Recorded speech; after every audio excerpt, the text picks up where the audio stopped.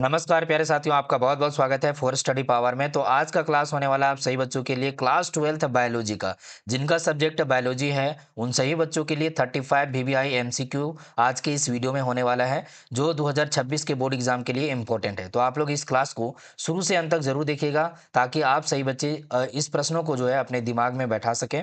और यहाँ पे जो प्रश्न बताया जाएगा, आप लोग को वैसे ही प्रश्न बताए जाएंगे जो आपके एग्जाम के लिए ज़्यादा महत्वपूर्ण है। ठीक है, तो चलिए क्वेश्चन पे चलते हैं। फटाफट से आप लोग क्वेश्चन देखिए और आंसर बताने का प्रयास कीजिएगा। पहला सवाल आपसे यहाँ पर यह करता है कि प्रजनन का मुख्य उद्देश्य क्या है। प्रजनन का मुख्य उद्देश्य जो है वो क्या है, इसके बारे में आपसे सवाल है। What is the main purpose of reproduction. So यहाँ पर पहला ऑप्शन कहता है ग्रोथ यानी वृद्धि, मेटाबॉलिज्म उपापचय, प्रजाति की निरंतरता यानी continuity of species and respiration.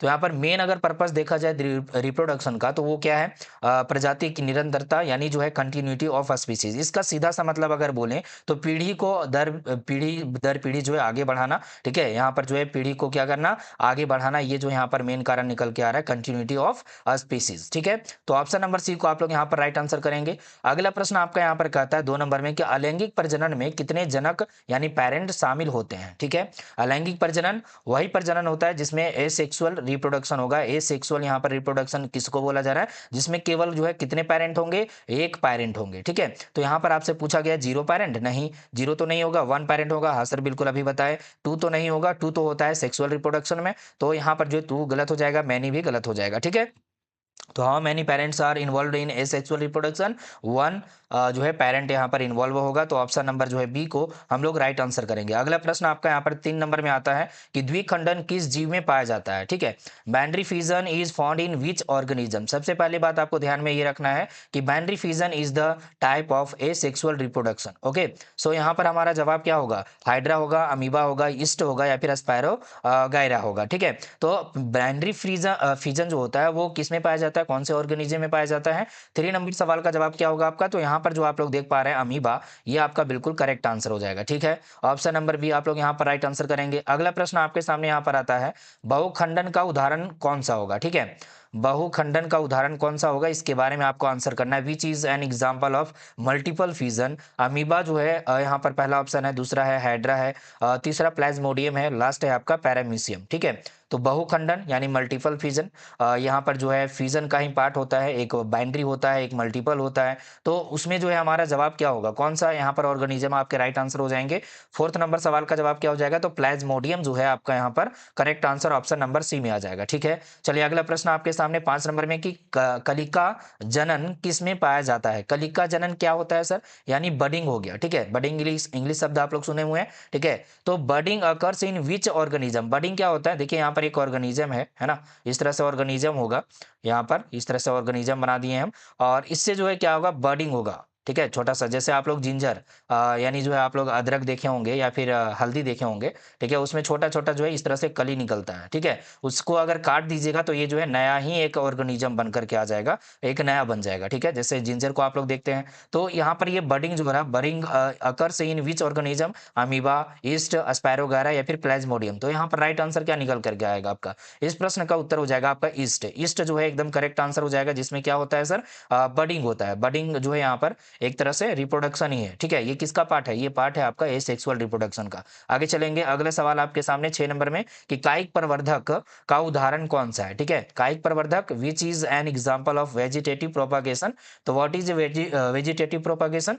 Vegetative propagation वो होता है जिसमें जो है यहाँ पर प्लांट्स शामिल होंगे। प्लांट्स में जो है यहाँ पर जो जैसे कि फ्लावर हो गया, ठीक है, या फिर यहाँ पर जो है उनका जो है तना हो गया। ठीक है, उससे यहाँ पर अगर फ्लावर में तो हमारा सेक्सुअल रिप्रोडक्शन आ जाता है, तो ये तो नहीं होगा, लेकिन जो तना है, ठीक है, और अलग यहाँ पर जो पार्ट होगा, ठीक है, प्लांट का, उससे अगर रिप्रोडक्शन हो रहा है तो उसको हम लोग क्या बोलते हैं, वेजिटेटिव प्रोपागेशन। ठीक है, जैसे यहाँ पर एग्जाम्पल में दिया हुआ 4 ऑप्शन में आपको बताना है कि कौन सा एग्जाम्पल सही होगा। हाइड्रा होगा, अमीबा होगा, आलू होगा या फिर मेंढक होगा। तो यहाँ पर 6 नंबर प्रश्न का उत्तर हो जाएगा आलू। आलू कैसे होगा सर, पोटैटो कैसे हो जाएगा, तो पोटैटो एक तरह से यहाँ पर आप देखते हैं, ठीक है, उसको जो है काट करके या फिर जो उसको जो है ऐसे ही एज इट इज जो है उसको जमीन में लगा देते हैं, और वो जो है नया पौधा निकल करके आएगा, और फिर जो है वहां पर अलग से बहुत सारे जो है आलू का यहाँ पर जो है क्या होगा, वो जन्म ले लेगा। ठीक है, तो ये आपको यहाँ पर दिख रहा है, ऑप्शन नंबर सी आपका राइट आंसर है। ठीक है, चलिए अगला सवाल को देखिएगा। यहाँ पर 7 नंबर में सवाल आपका पूछा गया है कि लैंगिक प्रजनन में विविधता क्यों पाई जाती है। ठीक है।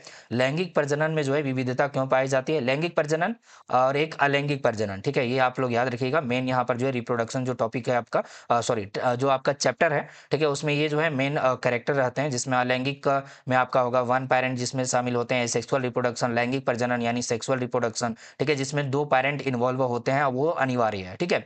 तो why does variation occurs in sexual reproduction? Variation का मतलब होता है अलग, ठीक है। तो आप लोग यहाँ पर देखिए, चार आपका यहाँ पर जो है ऑप्शन दिया गया है। आप लोग आंसर बताएंगे कि समसूत्री विभाजन, अर्धसूत्री विभाजन, द्विखंडन, बाइनरी फिजन, खंडन, ठीक है, फ्रेगमेंटेशन। बताइए यहाँ पर सही जवाब जो होगा, करेक्ट वाला आंसर, ये क्या हो जाएंगे आपके, ठीक है। सवाल है कि why does variation occurs in sexual reproduction? तो क्या कारण है यहाँ पर जो अंतर होने का कारण क्या है, ठीक है। मतलब ऐसा है कि जैसे हमारे पेरेंट हैं, तो हम लोग डायरेक्टली मतलब पूरा क्लोन हम लोग नहीं हो जाते हैं, ठीक है। यानी जो है हमारे जो पेरेंट हैं उनके जो ऑफस्प्रिंग है, यानी जो पेरेंट हैं, यानी हम लोग हो गए, फिर उनके जो बच्चे हो गए, ठीक है, आने वाले फिर पीढ़ी हो गया, तो वो जो है एग्जैक्टली क्लोन नहीं होता है, उसमें क्या होता है, वेरिएशन हो जाता है, ठीक है। वेरिएशन का मतलब यहाँ पर क्या है, अंतर दिखता है, ठीक है। सेम सेम तो नहीं होता ना, अलग दिखता है कुछ, है ना। तो वो चीज़ कैसे होता है, क्यों होता है? तो यहाँ पर जवाब क्या होगा आपका, 7 नंबर सवाल का जवाब क्या हो जाएगा? तो राइट आंसर हो जाएंगे अर्धसूत्री विभाजन, ठीक है। अर्धसूत्री विभाजन मियोसिस के कारण ये होता है, तो ऑप्शन नंबर बी आपका राइट आंसर है। मियोसिस और माइटोसिस, ठीक है, ये दो यहाँ पर जो है हमारा सेल का डिवीजन का यहाँ पर जो प्रकार है, ठीक है। तो आप लोग मुझे कमेंट करके बताइए कि अगर माइटोसिस होगा तो कितना सेल बनेगा, ठीक है। माइटोसिस डिवीजन होगा तो कितना सेल बनेगा, और मियोसिस डिवीजन हो जाएगा तो यहाँ पर जो है कितना सेल बनेगा। आप लोग के लिए जो है कमेंट में आंसर करना है, आप सही बच्चे आंसर करेंगे। अगला सवाल आपसे यहाँ पर कहता है कि मानव का नर युग्मक क्या कहलाता है? मानव का नर युग्मक क्या कहलाता है? What is the male gamete in humans called, ठीक है। तो मानव का जो नर युग्मक होगा वो ओवम कहलाएगा, यानी अंडाणु कहलाएगा, युग्मनज जायगोट कहलाएगा, शुक्राणु स्पर्म कहलाएगा, या फिर भ्रूण इम्ब्रियो कहलाएगा, ठीक है। तो देखिए ओवम जो होता है कहाँ होता है सर? फीमेल बॉडी में होता है। फीमेल बॉडी में भी कहाँ पर होता है? तो ओवरी में होता है, ठीक है। ये तो आप लोग को पता है, ओवरीज ओवरीज में होता है ना। बाकी यहाँ पर युग्मनज जो है जायगोट क्या होता है सर? यहाँ पर जो है ओवम प्लस में स्पर्म, ठीक है, ये दोनों जो है जब मिक्स होता है, यानी जो ये मिलता है, तब ये क्या फॉर्म करता है? जायगोट फॉर्म करता है, ठीक है।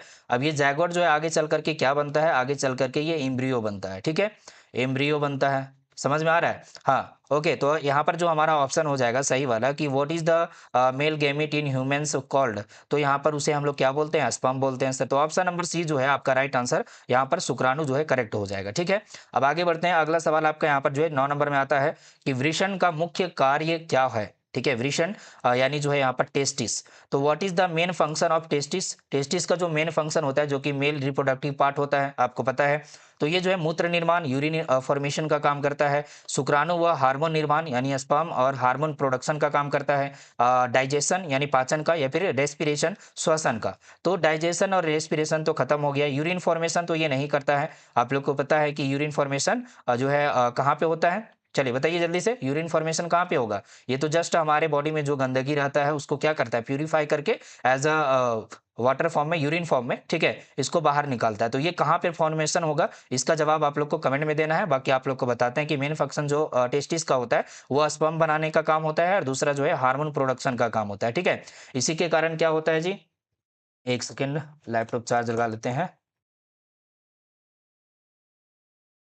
चलिए, हाँ, तो यहाँ पर जो है स्पर्म प्रोडक्शन और हार्मोन प्रोडक्शन होगा। तो कौन सा हार्मोन प्रोडक्शन होता है? ये तो मेल में होगा ना। मेल में होगा तो हार्मोन जो होता है, वो हार्मोन का क्या नाम है ये भी आपको बताना है कमेंट बॉक्स में, क्योंकि इससे भी सवाल आपके आते ही रहते हैं, ठीक है। तो सारे बच्चे जवाब लगाइएगा फटाफट से। उसके बाद अगला सवाल आपका यहाँ पर 10 नंबर में आता है कि शुक्राणु का सिर भाग क्या वहन करता है, ठीक है। तो what does the head of sperm carry? जो स्पर्म का हेड होता है, जैसे स्पर्म का स्ट्रक्चर अगर देखें आप लोग, तो इस प्रकार का जो है स्ट्रक्चर होता है, ठीक है।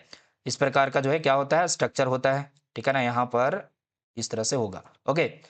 तो ये जो है स्ट्रक्चर होता है, तो स्ट्रक्चर उतना अच्छा नहीं बना, लेकिन इसी प्रकार का स्ट्रक्चर हम लोग जो है देखे हैं, बुक में दिया हुआ है आपका, तो आप देख सकते हैं, ठीक है। तो ये जो हेड है, इसका हेड, इस हेड के ऊपर क्या रहता है इसका, ठीक है। तो ये जो है एनर्जी रहता है, माइक्रोकॉन्ड्रिया यानी जो है माइटोकॉन्ड्रिया रहेगा, या फिर यहाँ पर जो आनुवांशिक पदार्थ रहेगा, जेनेटिक मटेरियल, या फिर टेल रहता है, ठीक है। तो हेड में तो टेल नहीं रहेगा, तो ये तो ऑप्शन गलत हो गया, ठीक है। तो आप लोग बताइए जवाब क्या हो जाएगा 10 नंबर में? सही उत्तर क्या हो जाएंगे आपके यहाँ पर? बताइए जल्दी से।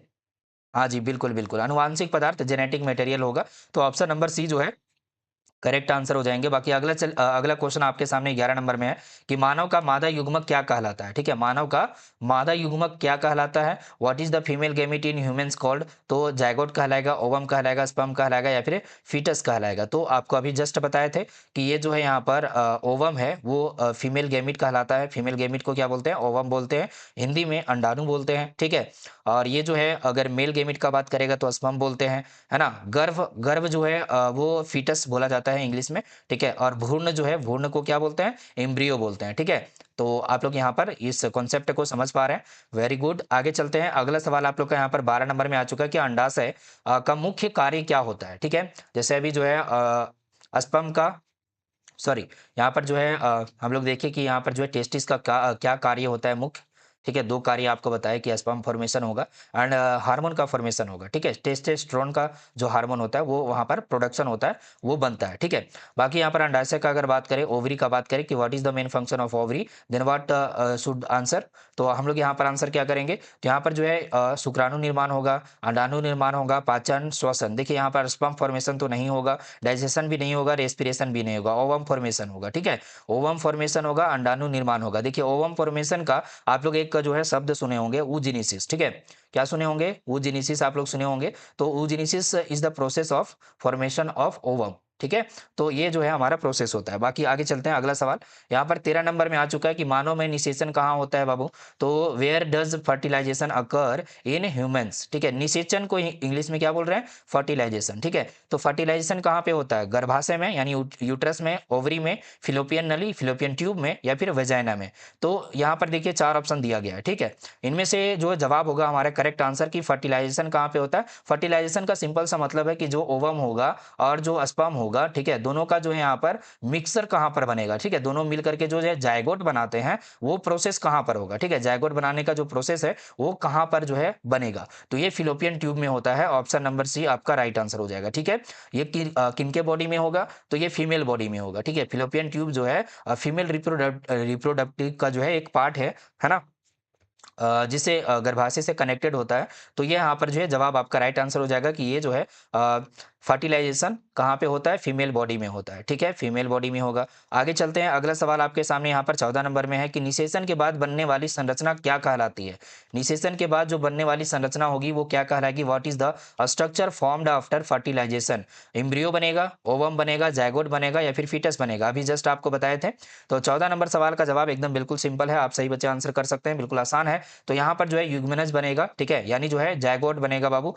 जायगोट जो बनेगा वो जब जा करके, ठीक है, जायगोट जो बनेगा वो धीरे धीरे जा करके वो कहाँ पे जो है इम्प्लांट होता है, यानी जो है चिपकता है कहाँ पे, तो गर्भाशय में चिपकता है सर। ठीक है, तो गर्भाशय में जब चिपक जाएगा तो उसको हम लोग क्या बोलते हैं, उससे जो है डिवीजन होना शुरू हो जाएगा। देन वो क्या कहलाएगा, एम्ब्रियो कहलाएगा। ठीक है, भ्रूण कहलाएगा। ओके, तो यहाँ पर ध्यान में रखिएगा आप लोग, यूग्मेनस option number C right answer है। सॉरी, आगे चलते हैं, अगला वाला सवाल आप लोग का 15 नंबर में आ चुका है कि आरोपण यानी इम्प्लांटेशन कहाँ होता है। ठीक है, अभी जस्ट इससे रिलेटेड अभी बताए थे, तो बताइए वेयर डज इम्प्लांटेशन अकर। तो ओवरी में नहीं सर, ओवरी में नहीं होगा। फिलोपियन ट्यूब में तो जो है यहाँ पर निषेचन होता है, फर्टिलाइजेशन होता है। यहाँ पर गर्भाशय की दीवार, बिल्कुल अभी देखिए यहाँ पर जो है गर्भाशय की दीवार यूट्राइन वॉल में होता है। ये जो यूट्रस होता है, गर्भाशय होता है, 3 परत इसमें होती है। ठीक है, यहाँ पर 3 परत में एक जो परत होता है वो परत जो है हर एक मंथ में बनता है और वो टूटता है। ठीक है, जो सबसे अंदर वाला जो लेयर होता है वो ब्लड वेसल से बनता है और वो जो है वहां पर क्या होता है, वो हर एक मंथ में टूटता है और हर एक मंथ में वो फिर से डेवलप हो जाता है। ठीक है,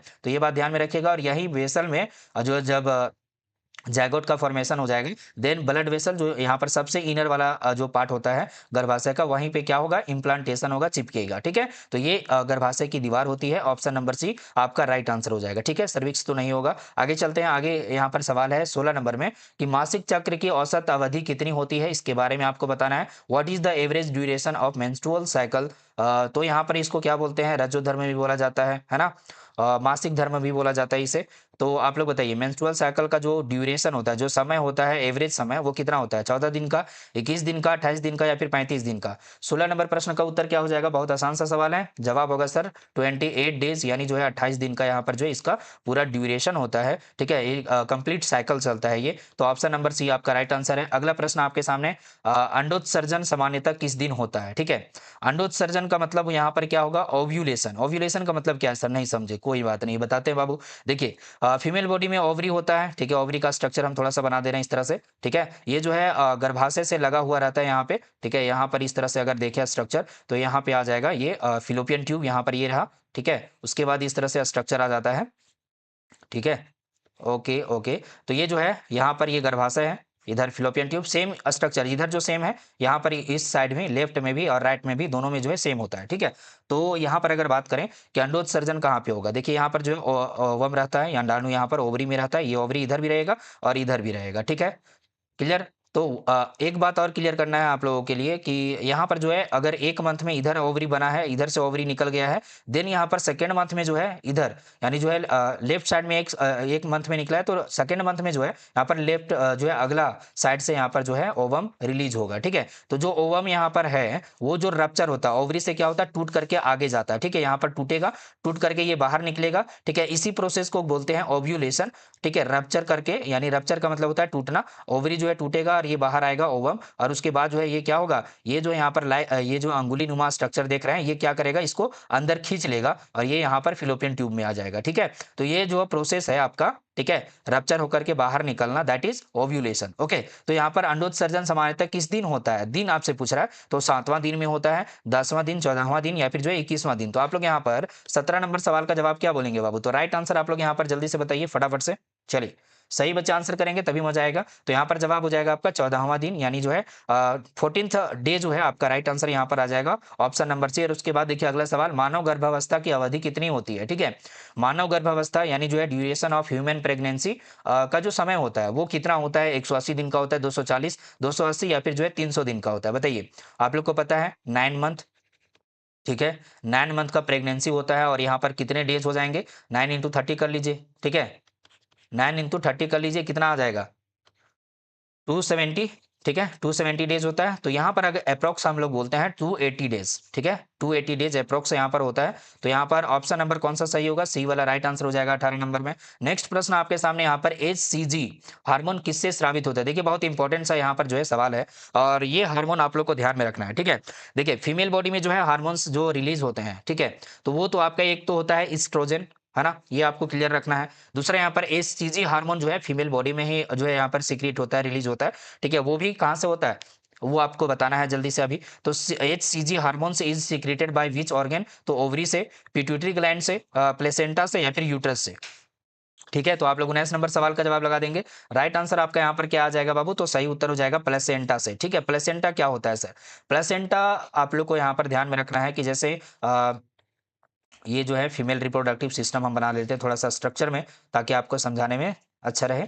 तो ये जो है यहाँ पर ये भ्रूण है, ठीक है, यानी जो है यहाँ पर जायगोट आया और ये एम्ब्रियो बन गया, ठीक है। अब यहाँ पर जो है धीरे धीरे ये जो है डेवलप होगा, 9 मंथ इसका हो जाएगा, ठीक है। तो यहाँ पर जो है इसका एक प्लेसेंटा कनेक्शन बनता है, ठीक है। प्लेसेंटा क्या होता है, collection connection between the embryo and mother, ठीक है। एम्ब्रियो एंड मदर के बीच में जो कनेक्शन बनेगा, है ना, और जिसके थ्रू जो है न्यूट्रिशन जो है दिया जाएगा एम्ब्रियो को मदर के थ्रू, तो यहाँ पर जो है यहाँ पर जो कनेक्शन बन रहा है उसी को हम लोग क्या बोल रहे हैं, प्लेसेंटा बोल रहे हैं, ठीक है। तो उसी से क्या होता है, HCG हार्मोन सीक्रेट होता है, उसी से रिलीज होता है, ठीक है। तो आप लोग यहाँ पर ऑप्शन नंबर सी को राइट आंसर कर लेंगे। क्लियर है। अगर कोई डाउट होगा तो कमेंट में आप लोग जो है जरूर से सवाल पूछ लेंगे। अगला सवाल 20 नंबर में है कि प्रसव की प्रक्रिया को क्या कहते हैं, what is the process of delivery called, delivery के प्रोसेस को हम लोग क्या बोलते हैं, निषेचन, फर्टिलाइजेशन तो नहीं बोलेंगे, ठीक है। इम्प्लांटेशन ये भी हम लोग समझ चुके हैं, ये भी नहीं बोलेंगे बाबू, है ना। अब यहाँ पर आगे 4 ऑप्शन दिया गया है, पार्चुरेशन और गैस्टेशन, ठीक है। तो गैस्टेशन जो होता है वो क्या होता है, गर्भधारण, है ना। तो जो चिपकता है गर्भाशय में, ठीक है, और उसके बाद जो यहाँ पर इसका जो है डिवीजन होने लगता है सेल का, दैट इज गेस्टेशन। बट यहाँ पर जो प्रसव है यानी पार्चुरेशन, ये जो है क्या है, प्रोसेस ऑफ डिलीवरी। तो यहाँ पर ऑप्शन नंबर सी को राइट आंसर कर लेंगे। अगला प्रश्न यहाँ पर ऑक्सीटोसिन हार्मोन क्या कार्य करता है, ठीक है। सॉरी, ऑक्सीटोसिन हार्मोन का जो कार्य है वो क्या है, what is the function of oxytocin hormone, तो ओव्यूलेशन का काम करेगा, इसमें मदद करता है, इस फंक्शन को परफॉर्म करता है। तो मिल्क सिक्रीशन में जो है यहाँ पर काम में आता है, या यूट्रेन कॉन्स्ट्रैक्स सॉरी यूट्राइन कॉन्ट्रैक्शन में यहाँ पर काम में आएगा, या फिर मेंस्ट्रुएशन में, ठीक है। तो यहाँ पर 4 ऑप्शन दिए गए हैं और इसमें से जो सही उत्तर हो जाएगा, करेक्ट वाला आंसर ये क्या हो जाएगा, तो यहाँ पर 4 ऑप्शन में से जो है ओव्यूलेशन में ये काम में नहीं आता है ऑक्सीटोसिन, ठीक है। मिल्क सिक्रीशन में भी नहीं आता है, यूट्राइन कॉन्ट्रैक्शन में जो है ये काम में आता है। कब? जब बच्चे जो है जो भ्रूण है, जो एम्ब्रियो है, वो 9 मंथ का जो है फुल डेवलपमेंट हो जाता है उसका, तो वो डिलीवरी के लिए जो है यहाँ पर गर्भाशय में जो है संकुचन होता है, यानी यहाँ पर जो है कॉन्ट्रैक्शन होगा, तो उसमें मदद करने के लिए यहाँ पर ऑक्सीटोसिन जो है ये मदद करता है। इस हार्मोन का यहाँ पर सिक्रीशन होगा और उसका फंक्शन यहाँ पर होगा कि कॉन्ट्रैक्शन करेगा। ठीक है, तो ऑप्शन नंबर सी आपका राइट आंसर हो जाएगा। और उसके बाद देखिए यहाँ पर अगला सवाल, प्रजनन स्वास्थ्य का अर्थ क्या होता है? ठीक है, what does reproductive health means? Reproductive health का क्या मतलब होता है? केवल शारीरिक स्वास्थ्य, केवल मानसिक स्वास्थ्य, पूर्ण स्वास्थ्य, या फिर जो है केवल रोग मुक्त जीवन? इसका जवाब क्या है? 22 का जवाब क्या हो जाएगा बाबू? तो राइट आंसर हो जाएगा कंप्लीट वेलबींग। ठीक है, फुल, यहाँ पर केवल शारीरिक और मानसिक नहीं, आपका यहाँ पर रोग मुक्त मुक्त भी होना है, शारीरिक तौर से भी सही रहना है, फिट रहना है, मेंटली भी आपको सही रहना है। तो ऑप्शन नंबर सी आपका राइट आंसर है। अगला सवाल आप लोग का यहाँ पर, कॉन्डम किस प्रकार की गर्भ निरोधक है? ठीक है, तो condom is which type of contraceptive? तो यहाँ पर आपको जवाब लगाना है, हार्मोनल है ये, सर्जिकल है, बैरियर मेथड है, या फिर नेचुरल मेथड? आप लोग पढ़े होंगे टॉपिक, आप लोग यहाँ पर जो है रिप्रोडक्शन का जब टॉपिक आप लोग पढ़े होंगे, और उसके बाद एक और जो है हमारा चैप्टर है, उसमें आप लोग को ये जो है सारा चीज बताया गया है। ठीक है, तो आप लोग यहाँ पर जो बताइए कि ये कौन सा मेथड है हमारा कॉन्ट्रासेप्टिव का? तो हार्मोनल तो नहीं है ना? सर्जिकल, सर्जिकल का मतलब यहाँ पर क्या होगा? जो सर्जरी किया जाएगा। तो सर्जरी का जो है दो ही होता है, वेसेक्टोमी और टेमेक्टोमी, है ना? तो आप लोग को पता है इसके बारे में। तो ये भी नहीं होगा। अवरोधक विधि यानी बैरियर मेथड, ये कह सकते हैं हम लोग। ठीक है, क्योंकि ये जो है क्या होता है, एक तरह से यहाँ पर जो ये मटेरियल से बना होता है, और ये कॉन्डोम यूज़ किया जाता है।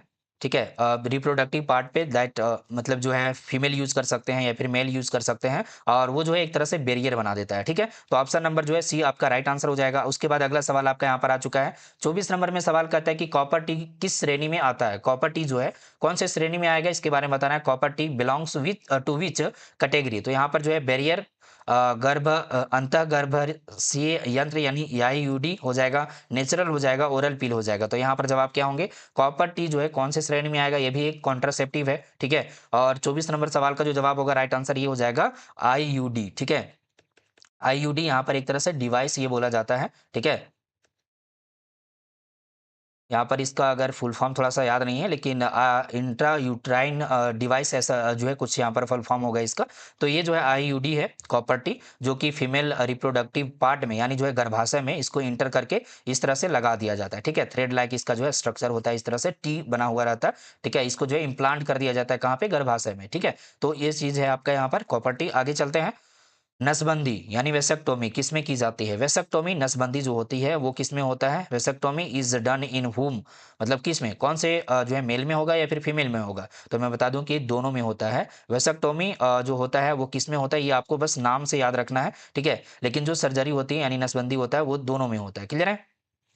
तो बताइए यहाँ पर फीमेल, मेल, बोथ, या फिर बच्चों में, इन चिल्ड्रेन? तो यहाँ पर जो है 25 का जवाब क्या हो जाएगा? तो बिल्कुल यहाँ पर राइट आंसर हो जाएंगे प्यारे बच्चे, पुरुष में होता है वेसेक्टोमी। ठीक है, नसबंदी जो है अक्सर यहाँ पर पुरुष में जो है होता है। ठीक है, तो वेसेक्टोमी आपका यहाँ पर राइट आंसर हो जाएगा। वेसेक्टोमी आप लोग को याद रखना है। ऑप्शन नंबर बी आपका यहाँ पर सही हो जाएगा। और उसके बाद देखिए ट्यूबेक्टोमी जो होता है। ठीक है, देखिए नसबंदी और ट्यूबेक्टोमी जो है यहाँ पर दोनों एक ही चीज़ है, बट यहाँ पर ट्यूबेक्टोमी नाम दिया जाता है। अगर फीमेल में यहाँ पर नसबंदी हो रहा है तो उसे हम लोग क्या बोलते हैं? ट्यूबेक्टोमी बोलते हैं। ठीक है, फीमेल में होगा ये, ऑप्शन नंबर भी सही कीजिएगा। और जो वेसेक्टोमी होगा वो जो है मेल में होगा। ठीक है, तो दोनों अंतर आप लोग याद रखेंगे, ये इंपॉर्टेंट है। मिस मैच नहीं कर दीजिएगा, नहीं तो क्वेश्चन 1 मार्क्स का जो रहेगा ना वो गलत हो जाएगा बाबू। ठीक है, एड्स किस विषाणु से होता है? एड्स के बारे में आप लोग जानते हैं, एक्वायर्ड इम्यूनो डिफिशियंसी सिंड्रोम। ठीक है, इस बीमारी का जो है फुल फॉर्म है, और ये बीमारी बहुत ही खतरनाक है बाबू, है ना? और ये कौन सा वायरस के थ्रू होता है सर? ये वायरस है एचआईवी, है ना? ह्यूमिनो इम्यूनो डिफिशियंसी वायरस यहाँ पर इसको बोला जाता है। तो ये जो है वायरस आप यहाँ पर देखिए 4 ऑप्शन में से ऑप्शन नंबर बी हमारा सही हो जाएगा। इसके कारण से एड्स होता है। और एड्स के बारे में और डिटेल आप लोग कमेंट में बता सकते हैं, जिनको पता है फटाफट से एक बार बता दीजिए। बाकी 28 नंबर सवाल है कि एसटीडी का पूर्ण रूप क्या है? एसटीडी, एसटीडी एक तरह से यहाँ पर जो है डिजीज का एक श्रेणी हम लोग बोलते हैं एसटीडीज। तो what is the full form of STD? Sexual transmitted disease. ठीक है, सेक्सुअली ट्रांसमिटेड डिजीज जो होता है वो एक तरह से एड्स भी एक क्या है? सेक्सुअली ट्रांसमिटेड डिजीज इसको बोल सकते हैं। हेपेटाइटिस बी है ना? तो ये सब क्या हो जाएगा आपका? ऑप्शन नंबर बी में आ जाएगा। सॉरी, एसटीडी का फुल फॉर्म हो जाएगा, और ये सब बीमारी हो जाएगा इसके अंतर्गत में। ठीक है, आगे चलते हैं। यहाँ पर कुछ दिया गया है सीक्वेंस, और इस सीक्वेंस को आपको अभी जस्ट बता दिए हैं, तो आप सही बच्चे यहाँ पर करेक्ट आंसर कर ही सकते हैं, सही बच्चे। यहाँ पर कहता है कि what is the correct sequence of embryonic development. ठीक है, एम्ब्रियोनिक डेवलपमेंट का जो यहाँ पर सीक्वेंस है वो क्या है। तो पहले क्या बनेगा जी, पहले यहाँ पर जो है युग्मनज बनेगा, युग्मनज बनेगा। ठीक है, भ्रूण पहले बनेगा नहीं, तो ये तो यहाँ पर पहले ही गलत हो गया। गर्भ बनेगा, तो ऐसा है ही नहीं, तो ये भी गलत हो गया। तो दो यहाँ पर बच गया हमारा। तो युग्मनज बनेगा, फिर यहाँ पर जो है भ्रूण बनेगा, गर्भ, जैगोट, जैगोट बनेगा, एम्ब्रियो बनेगा, फीटस बनेगा। ठीक है, तो ये जो है आपका दो ऑप्शन ए और सी में कंफ्यूजन है, तो जल्दी से आप लोग क्लियर कीजिए फटाफट से। ठीक है, चलिए आपको समय दिया जाता है, समय का उपयोग कीजिए और जल्दी से आंसर कीजिए। 29 का जवाब क्या होगा बाबू यहाँ पर। इस प्रश्न का उत्तर क्या हो जाएगा, मैं आपको इशारा दे दिया हूँ लेकिन यहाँ पर आपको आंसर करना है। तो ऑप्शन नंबर सी आपका राइट आंसर, पहले जायगोट बनेगा, फिर एम्ब्रियो बनेगा, देन यहाँ पर क्या बनेगा, फीटस बनेगा। ठीक है, तो ऑप्शन नंबर सी आपका करेक्ट आंसर। अगला आपका सवाल है कि अपरा का मुख्य कार्य क्या है। देखिए अपरा उसको बोलते हैं, प्लेसेंटा को ही बोलते हैं। ठीक है, प्लेसेंटा जो है यहाँ पर अ, जो होता है उसका मेन फंक्शन क्या होता है। ठीक है, प्लेसेंटा का थोड़ा सा इंट्रोडक्शन आपको दे दिए हैं कि क्या होता है प्लेसेंटा, इसको हिंदी में अपरा बोलते हैं। तो केवल सुरक्षा प्रदान करेगा, प्रोटेक्शन का काम करता है। ओनली हार्मोन सिक्रीशन करेगा, कौन सा हार्मोन, एच, ठीक है, HCG, है ना, यही हार्मोन था।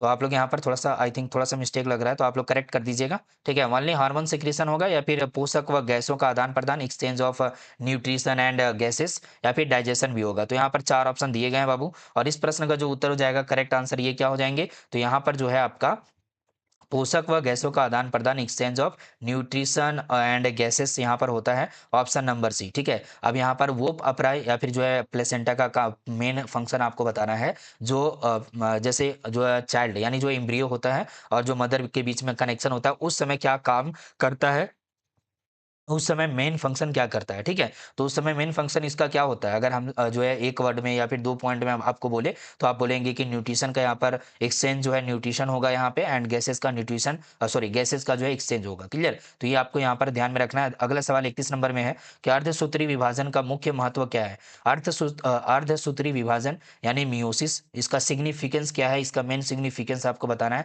कि ग्रोथ, रिपेयर, वेरिएशन या फिर हीलिंग। ठीक है, इसका मेन जो सिग्निफिकेंस है वो क्या है, मुख्य महत्व क्या है। तो इसका जवाब हो जाएगा प्यारे बच्चे, राइट आंसर आपके यहाँ पर वेरिएशन। ठीक है, वेरिएशन अभी इसका सवाल भी आया था एक, तो आपको बताना था, और ऑप्शन में था मियोसिस। तो ऑप्शन नंबर जो है सी आप लोग का राइट आंसर हो जाएगा। अगला प्रश्न आपके सामने आ चुका है, अलैंगिक प्रजनन में उत्पन्न संतान कैसी होती है। तो आप offspring produced by asexual reproduction are, तो ये जो है जेनेटिकली डिफरेंट होती है, जेनेटिकली आइडेंटिकल होती है, वीक होती है, अस्ट्राइल होती है। ठीक है, अस्ट्राइल मतलब क्या होता है, देखिए यहाँ पर हिंदी में बांझ लिखा हुआ है। ठीक है, अस्ट्राइल जो कोई फंक्शन भी ना करे, है ना। तो आप लोग बताइए 32 का जवाब क्या होगा। तो जेनेटिकली डिफरेंट तो नहीं होता है, सेक्सुअल रिप्रोडक्शन जो होगा जेनेटिकली डिफरेंट होगा, नहीं होगा। जेनेटिकली क्या होगा सर, आइडेंटिकल होगा, सेम सेम। ठीक है, डिफरेंट यहाँ पर नहीं होगा, सेम सेम होगा। क्लियर, तो आनुवांशिक रूप से क्या होते हैं, ये समान होता है। ऑप्शन नंबर बी आपका यहाँ पर राइट आंसर हो जाएगा। उसके बाद अगला सवाल यहाँ पर कहता है कि खंडन किस में पाया जाता है। फ्रेगमेंटेशन अकर्स इन, फ्रेगमेंटेशन जो होता है वो किस में पाया जाता है, हाइड्रा में, अमीबा में, स्पैरोगारा या फिर फ्रॉग में, यानी मेढक में। तो आप लोग बताइए 33 का जवाब क्या बताइएगा बाबू यहाँ पर राइट आंसर, स्पायरोगायरा में। ठीक है, स्पायरोगायरा यहाँ पर इस तरह से आप लोग एनसीईआरटी में देखिएगा, इस तरह से स्ट्रक्चर बना हुआ है।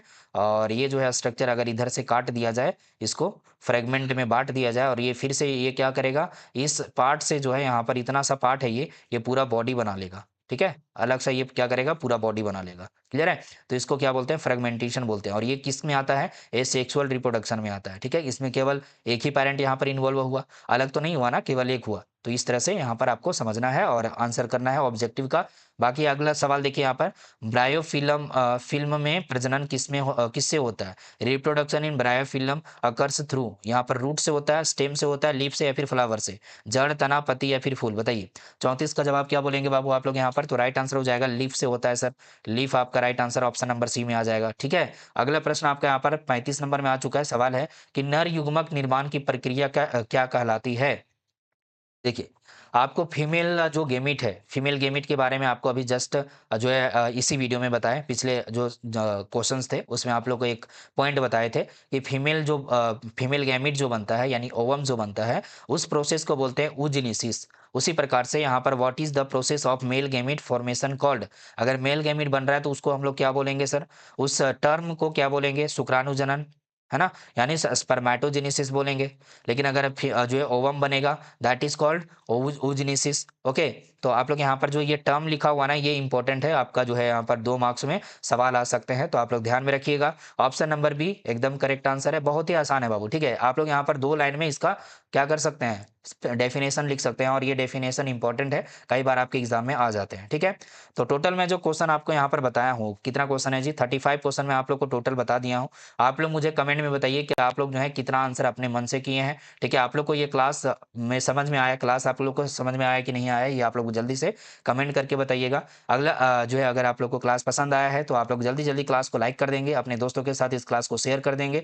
जो बच्चे नए हैं इस क्लास में, सही बच्चे चैनल को सब्सक्राइब करके बेल आइकन कॉल पे सेलेक्ट कर लेंगे, और अपने दोस्तों को जो है इसके बारे में बता देंगे कि यहाँ पर जो है बायोलॉजी का क्लास स्टार्ट हो चुका है, और यहाँ पर आप लोग को बहुत जबरदस्त क्वेश्चन बताया जा रहा है। चलिए, और दूसरी बात, आप लोग को ये जो क्वेश्चन आंसर है इसका पीडीएफ आप लोग को दे दिए हैं, अपलोड कर दिया गया है कहाँ पर, फोर स्टडी पावर ऐप में, फोर स्टडी पावर ऐप, ठीक है।